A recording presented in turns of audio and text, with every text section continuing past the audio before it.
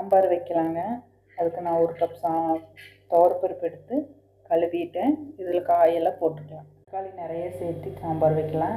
2 தக்காளி, கத்திரிக்காய், கேரட்டு, முட்டைகோஸ் எல்லாம் போட்டுங்க. வரமிளகா 1 கிள்ளி போட்டுக்கலாம்.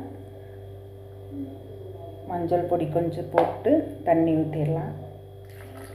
முழுகிற அளவுக்கு தண்ணி ஊற்றி 3 விசில் விட்டு எடுத்துக்கலாங்க. பருப்பு வெந்துருச்சுங்க. நாம் தாளிச்சிடலாம். பருப்பு தக்காளி எல்லாமே நல்லா வெந்துருச்சு. இதை தாளிப்பு கொடுத்துடலாம். எண்ணெய் ஊற்றிட்டேங்க. கடுகு சேர்த்துக்கலாம். வெங்காயம், மிளகாய், கருவேப்பிலை.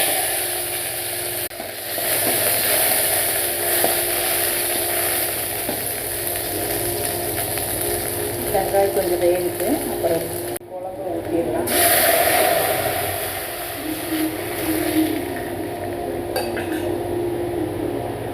அதனால் குக்கர் கழுவி தண்ணி ஊற்றிடலாம்.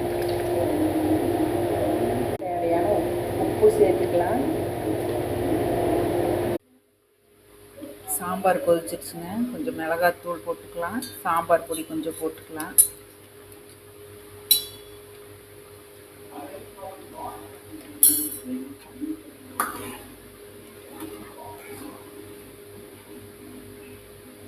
அவ்வளோதாங்க. இந்த மாதிரி தண்ணி மாதிரி இருந்தால் பொங்கலுக்கு நல்லாயிருக்கு, சாப்பாட்டுக்கு நல்லாயிருக்கு.